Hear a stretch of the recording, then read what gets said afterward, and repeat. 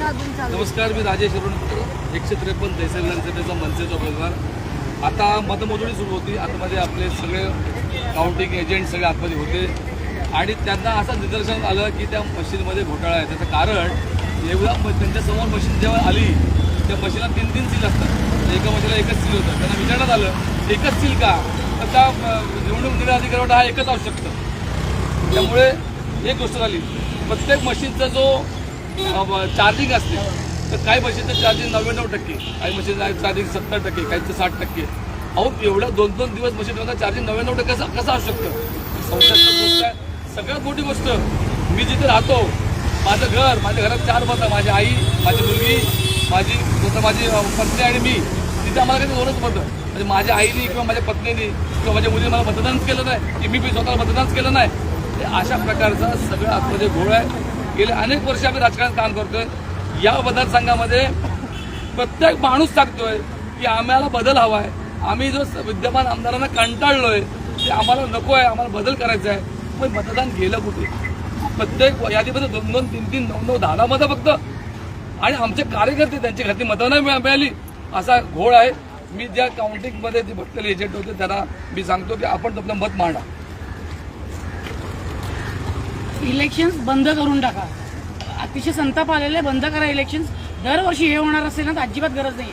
मागच्या 5 वर्षापूर्वी आमच्या 8 मशीन्स फ्रॉड निघालेले, नंबर्स वेगळे, तिकडे नंबर वेगळे, आमच्याकडे पोलिंग एजंटचा नंबर वेगळा, तरी हे लोक म्हणतात प्रोव्हिजन आहे, असंच करायला लागेल। आता ऑब्जेक्शन घेतलं तर ते IAS officer is not ready to listen at all. साहेब, जर या गोष्टी होणार असेल ना तर ह्या लोकांना दरबार वेळ लागत असेल, किती तुमचाही वेळ जातो, आमचाही वेळ जातो। पक्षाचा इझी घ्यायला लागलेत आपल्या पक्षाला, हे नाही चालणार अजिबात। खूप इझी घ्यायला लागलेत। मग इलेक्शन कॅन्सल करा। ते गणपत पटेल नगरमध्ये जिथे अजिबात कामं झालेली नाही तिथे लीड येतो। 3 नंबर वॉर्डमध्ये जनकल्याणमध्ये तिथे मनीषाताईंना अजिबात येऊन दिलं नाही, प्रचाराला येऊन दिलं ना, आम्ही प्रचार करून देणार नाही। त्या वॉर्डमध्ये त्यांना लीड मिळतो, कसा मिळतो? उमेदवाराला 3 उमेदवाराच्या 163 मध्ये 2च मतदान का? आई बहिणीची, बायकोची, घरातल्या आजूबाजूची लोकांची मतं नाही मिळाली।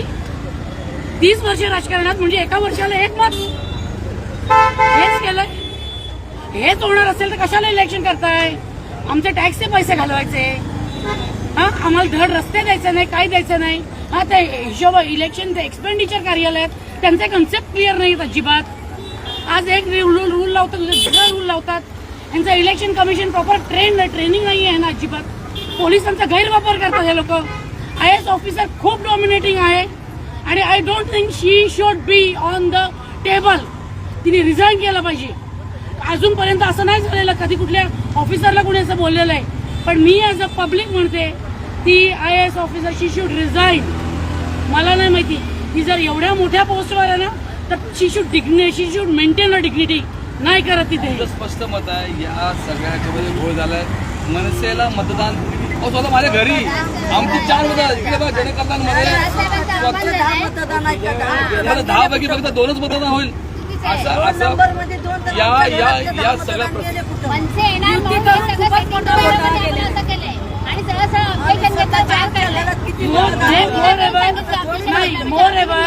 हे लोक 4-4 पक्ष, 3-3 पक्ष एकत्र येऊन लढतात।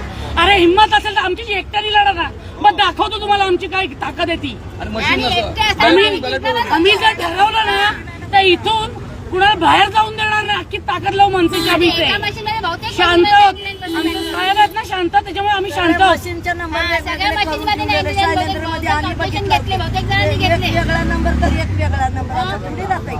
अतिशय लोकशाहीला कलंक आहे आणि आम्हाला दुर्दैवी वाटतं जिथे जिथे आम्ही राहतो त्या ठिकाणी 2-2, 6-6 मतं। मला वाटतं हे एक्सप्लेन जर केलं तर बरोबर। PPHS एक्सप्लेन करता साहेब, चला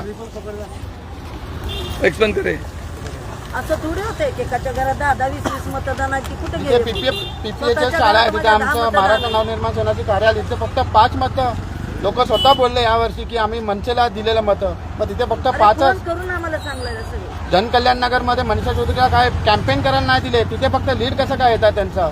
आणि अख्खे शिवसेने लोकांनी पण मनसेला मतदान केलं, ते मतं गेले कुठे? आणि यांच्याकडे काय रेस केलं तर डायरेक्टली बोलतात तुम्ही गप्प बसा, आम्ही बरोबर टोटल तुम्ही मॅच करा, बरोबर आहे।